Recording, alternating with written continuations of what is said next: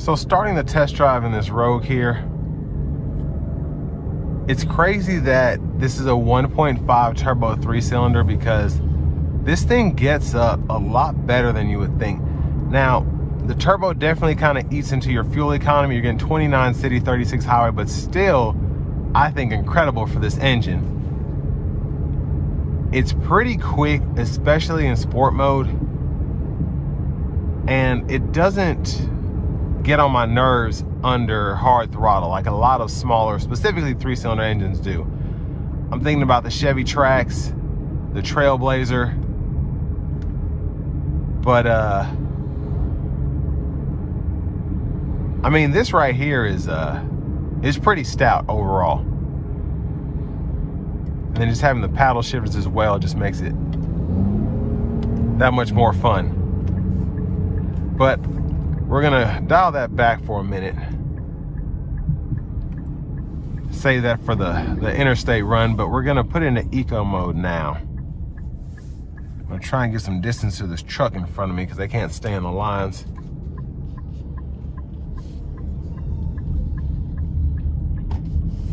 But I went to San Diego a few months back and I got the chance to drive. It was a 24 or 25, I think. I think it was like it was an S, but it was all-wheel drive, something crazy. It was a fleet car, but it was so much fun to drive.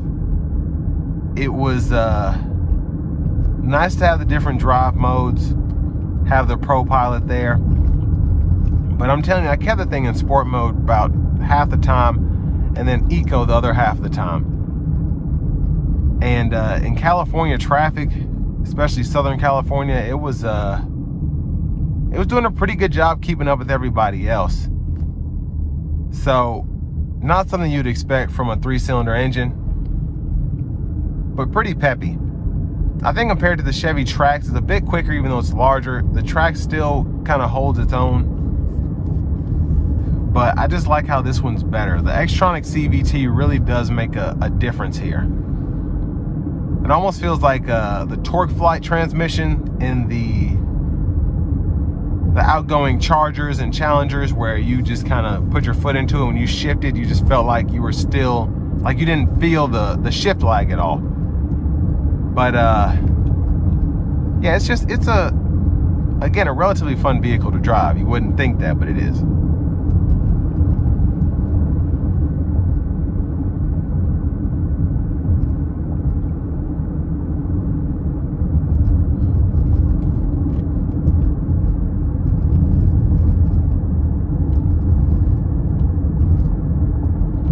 Now, I like how spacious it feels in here. There's not a lot going on. So you have the screen here, it's popping out, but it's not anywhere near the windshield there. Your AC controls are down below. They look sophisticated, but they're not overly flashy. And you still feel like you have room to kind of move your hands about. Someone as tall as me, having all that extra headroom, it's great. Having the wider seat is nice. But just having the overall visibility that you get here makes this a pretty good driving vehicle.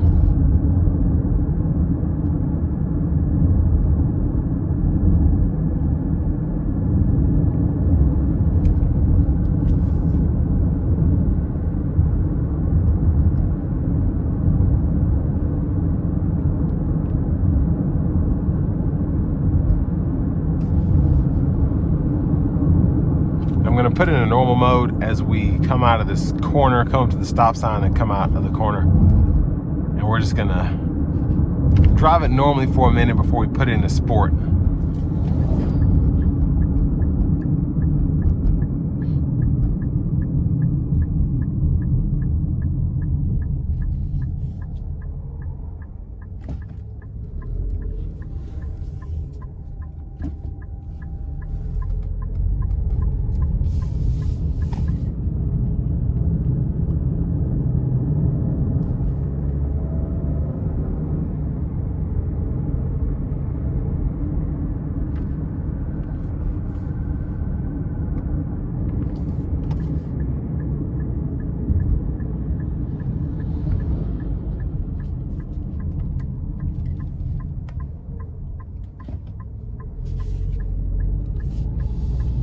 Gonna give myself a little space.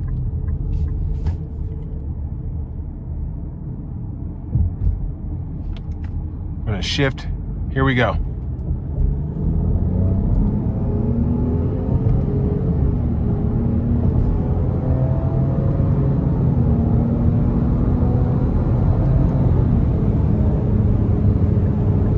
Yeah, the power out of this thing is just insane.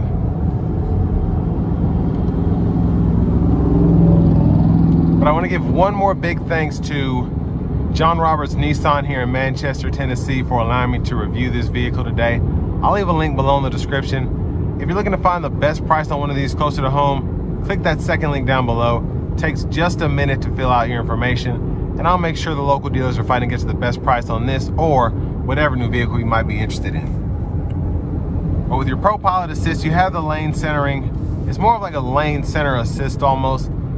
Toyota Safety Sense is kind of top notch, and then this one here, it always wants your hands on the wheel, and it can be a bit iffy where it shouldn't be, but that's pretty much all these systems, and that's why you want to keep your hands on the wheel at all times. It just makes it where you can just kind of like not have to put force there, and then if you do need to maneuver or something like that, you can. Now watch, as this vehicle moves in front of me, the adaptive cruise is going to slow me down to keep that safe distance. And I have it set to the furthest back setting, or the closest setting, I guess. But I think for the segment, this SV has a lot for the money. It has the CarPlay, Android Auto. You get 2 USB-C ports now to plug in directly to the radio. Having the ProPilot Assist is great. And it's a simple vehicle, but there's really nothing you're missing if you're coming from a traditional vehicle, I think. You don't have heated seats, not a big deal. This cloth does not tend to get that hot compared to like black leather. And you have the one-touch up and down window for the driver's side. You still have blind spot monitors. You still have your power mirrors. It really has everything that you would need, honestly. And for this price point, I think it's a pretty solid competitor if you're not wanting to get something that feels as small as a Trailblazer or a Chevy Trax, a Honda HR-V. You want something more like a CR-V. You want something more like an Equinox, Ford Escape. I feel like this is one of the better ways to go if money is the biggest hurdle to overcome. But with all that being said, this will bring me to the end of my review of this 2026 Nissan Rogue in the SV trim level.